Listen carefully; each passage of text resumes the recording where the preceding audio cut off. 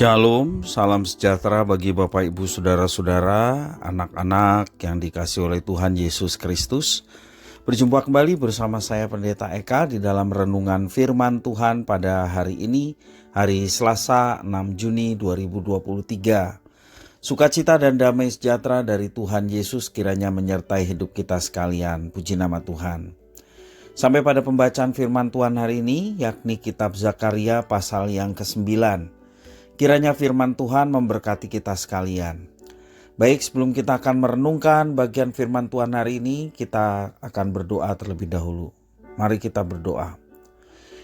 Tuhan Bapa di sorga, di dalam nama Tuhan Yesus, kami datang kepadamu mengucapkan syukur dan terima kasih atas kasih sayang, pemeliharaan Tuhan atas hidup kami yang sungguh nyata kami alami.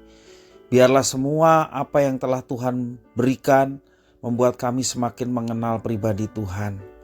Dan pengenalan akan pribadi-Mu membawa kami hidup dalam ketaatan akan firman-Mu. Karena itu Tuhan, kami mau merenungkan firman Tuhan setiap waktu. Engkau yang memampukan kami ketika kami membaca, merenungkan, untuk kami dapat mengerti, memahami maksud dari apa yang Kau berikan. Demikian juga Engkau menolong kami untuk kami dapat kerjakan dalam hidup kami. Terima kasih Bapa, terpujilah nama-Mu, demi nama Tuhan Yesus kami sedia untuk belajar firman Tuhan. Haleluya, amin. Saya akan membacakan di dalam Zakaria pasal yang ke-9 ayat 1 sampai yang ke-8. Demikian firman Tuhan. Ucapan ilahi firman Tuhan datang atas negeri Hadrak dan berhenti di Damsyik. Sebab kepunyaan Tuhanlah kota-kota Aram serta segala suku Israel. Juga Hamat yang terbatas kepadanya, pula Tirus dan Sidon, sekalipun mereka sangat bijaksana. Tirus mendirikan tembok benteng bagi dirinya dan menimbun perak seperti debu dan emas seperti lumpur di jalan. Namun sesungguhnya Tuhan akan membuatnya miskin dan akan melontarkan kekuatannya ke dalam laut, dan kota itu sendiri akan habis dimakan api. Askelon akan melihatnya, lalu takut, juga Gaza, lalu gementar sangat. Ekron pun, sebab harapannya sudah kandas, dan Gaza, raja akan binasa, dan Askelon tidak akan didiami lagi. Di Asdod akan diam keturunan campuran, dan kebanggaan orang Filistin akan kulenyapkan. Aku akan melenyapkan darah dari mulutnya dan kejijikan dari antara giginya, dan yang tinggal dari mereka pun akan menjadi kepunyaan Allah kita. Mereka akan dianggap seperti suatu kaum di Yehuda, dan orang Ekron seperti orang Yebus. Aku berkemah dekat rumahku sebagai pengawal terhadap mereka yang lalu lalang. Tidak akan ada lagi penindas mendatanginya, sebab sekarang aku sendiri telah mengindahkannya. Demikianlah firman Tuhan. Bapak Ibu Saudara-saudara yang dikasihi oleh Tuhan, dalam nubuatannya Nabi Zakaria menegaskan bahwa semua bangsa adalah milik Tuhan Allah. Tuhan Allah berkuasa dan berdaulat terhadap semua bangsa di dunia. Sekali lagi, karena mereka semua adalah kepunyaannya, miliknya. Pada masa itu bangsa-bangsa mempunyai dan menyembah dewa-dewanya sendiri. Namun sesungguhnya semua bangsa itu adalah milik Tuhan Allah. Karena itu Tuhan Allah memiliki kewenangan mutlak untuk melakukan apa saja yang dianggapnya baik. Tuhan Allah akan memiskinkan Tirus dan menghabiskannya dengan api, dikatakan ayat yang keempat. Demikian juga kota-kota di Filistin seperti Askelon, Ekron, ada Gaza, demikian juga Asdod juga akan merasakan hukuman Tuhan. Dan Tuhan juga akan melenyapkan persembahan korban dari orang-orang Filistin.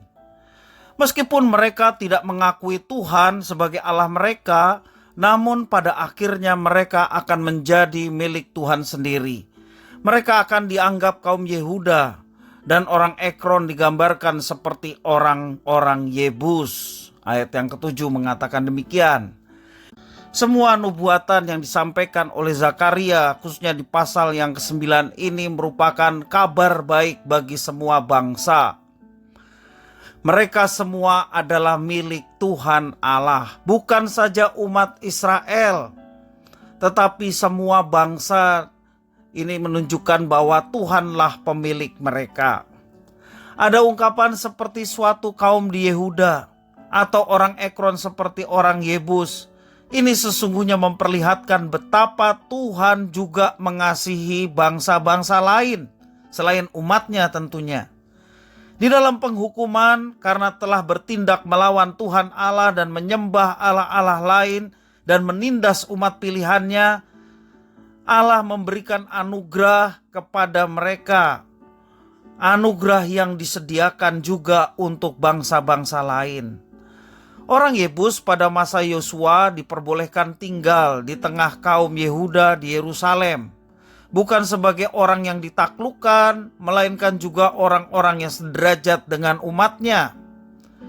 Dalam nubuat ini jelas bahwa Tuhan tidak bersikap sewenang-wenang terhadap bangsa lain. Dia murah hati, dia baik. Di balik hukuman yang disiapkannya, Tuhan Allah memberikan anugerahnya. Tuhan Allah memberikan kesempatan bagi bangsa lain menjadi umat miliknya, sama seperti Israel dan Yehuda. Kebenaran firman Tuhan yang kita dapatkan pada pagi hari ini adalah bahwa Tuhan mengasihi semua orang.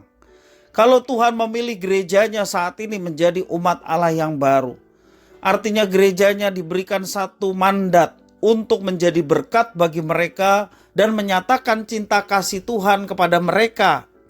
Sehingga bangsa-bangsa lain, artinya orang yang belum mengenal Tuhan, boleh melihat Tuhan yang kita sembah, Tuhan yang kita percayai adalah Tuhan yang benar, Tuhan yang berkuasa dan mengasihi semua bangsa yang ada di dunia. Karena itu Bapak Ibu Saudara-saudara, mari kita nyatakan cinta kasih Tuhan itu dalam kehidupan kita sehari-hari. Supaya cinta kasih Tuhan yang sesungguhnya ingin dinyatakan kepada semua orang itu betul-betul dialami oleh banyak orang melalui kehadiran gereja Tuhan, umat Allah yang baru, dalam melakukan kehidupan setiap hari yang seturut dengan rencana dan kehendaknya. Pemberitaan Injil, pemberitaan firman Tuhan kepada banyak orang yang belum kenal, itulah cara Tuhan supaya kasih-Nya diterima oleh orang-orang yang belum kenal Tuhan. Sehingga sebanyak mungkin orang boleh mendengar kabar baik ini dan boleh mempercayai Yesus sebagai satu-satunya Tuhan dan Juru Selamat dan turut diselamatkan dalam kehidupan mereka. Mari Bapak Ibu Saudara-saudara yang dikasihi Tuhan, kita adalah umat Allah yang dipercayakan Tuhan dengan satu amanat untuk pergi dan menghasilkan buah, dan buahnya itu konsisten.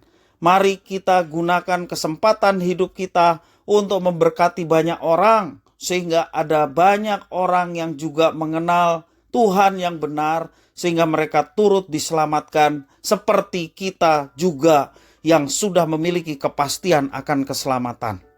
Kiranya firman Tuhan memberkati kita sekalian. Mari kita berdoa. Tuhan Allah Bapa di surga, terima kasih atas firman Tuhan, atas kabar baik yang boleh dinyatakan bagi manusia bahwa Tuhan mengasihi semua manusia, semua bangsa, semua orang.